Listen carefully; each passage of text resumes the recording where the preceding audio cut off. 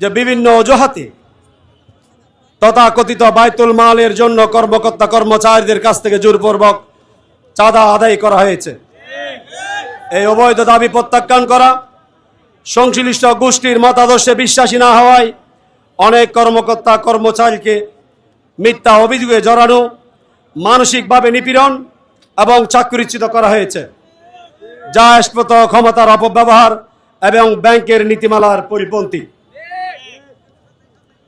প্রিয় সাংবাদিক ভাই ও বোনেরা, পরিস্থিতি এমন পর্যায়ে পৌঁছেছিল যে অনেক ক্ষেত্রে মনে হয়েছে সংশ্লিষ্ট প্রতিষ্ঠানগুলো ব্যাংক নয়, বরং একটি রাজনৈতিক দলের কার্যালয়ে পরিণত হয়েছিল। আমরা দৃঢ়ভাবে বিশ্বাস করি যে একটি সংগঠিত কুচক্রী গোষ্ঠী ব্যাংকিং খাতকে ব্যবহার করে রাজনৈতিক উদ্দেশ্য বাস্তবায়ন। বসুন্ধরা টিস্যু অশুদ্ধতার বিরুদ্ধে এক বিন্দুও ছাড় নয়।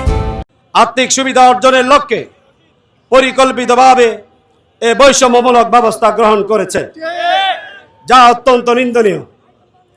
এর ফলে হাজার হাজার পরিবার আজ চরম অনিশ্চয়তা, মানবেতর জীবনের মুখোমুখি। পাশাপাশি বিপুল সংখ্যক অভিজ্ঞ কর্মী ছাঁটাই হওয়ায় ব্যাংকিং সেবাও মারাত্মকভাবে ব্যাহত হচ্ছে। আপনারা ইতিপূর্বে জেনেছেন যে আমাদের সদ্য বিদায়ী গভর্নর যেভাবে কাটছাঁট ব্যাংকিং এবং সমন্বিত ব্যাংকিং করতে গিয়ে, সম্মিলিত ইসলামী ব্যাংকিং করতে গিয়ে সমুদয় ইসলামী ব্যাংকিংগুলোর কার্যক্রমকে কলাপস করে দিয়েছে একেবারে। এমন অবস্থায় আমরা গভর্নরের নিকট নিম্নত ন্যায্য দাবিসমূহ সদয় বিবেচনার জন্য বিনীতভাবে অনুরোধ করছি। 5 আগস্ট 2024 ইংরেজি পরবর্তী সময়ে অন্যায়ভাবে চাকরিচ্যুত সকল কর্মকর্তা কর্মচারীকে অবিলম্বে শপথে পুনর্বহাল করতে হবে। আমাদের দ্বিতীয় দাবি, এ সময়কাল অবৈধ অস্বাভাবিক প্রক্রিয়ায় হওয়া সকল পদোন্নতি নিয়োগ বাতিল করতে হবে। নিরপেক্ষ তদন্ত কমিটি গঠন করে দায়ী ব্যক্তিদের বিরুদ্ধে ব্যবস্থা গ্রহণ করতে হবে। ব্যাংকিং খাতে রাজনৈতিক প্রভাব মুক্ত, বৈষম্যহীন মানবিক কর্ম পরিবেশ নিশ্চিত করতে হবে। দক্ষতা মূল্যায়ন পরীক্ষার নামে কোন প্রক্রিয়াকে চাকরিচ্যুতির হাতিয়ার হিসেবে ব্যবহার সম্পূর্ণভাবে বন্ধ করতে হবে।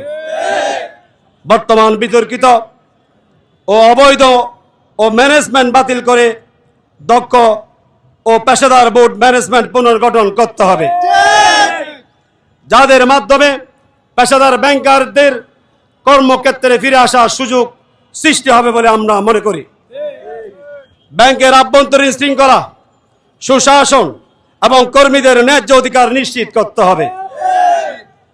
মাননীয় গভর্নর মহোদয়, ব্যাংকিং খাত দেশের অর্থনীতির একটি গুরুত্বপূর্ণ স্তম্ভ।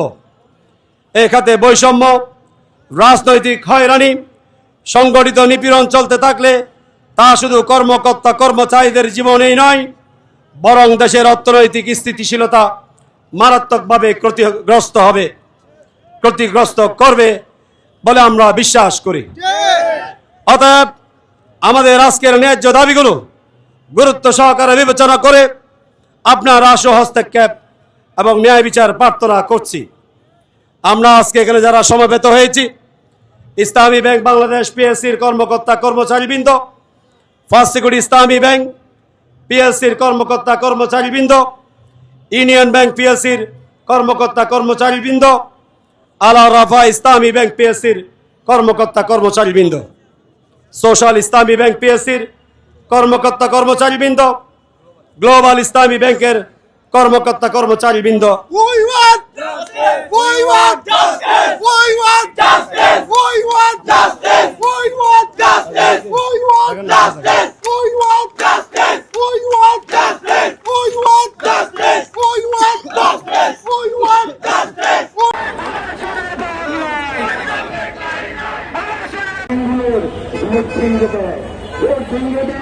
এবং একজন এক্সপার্ট যার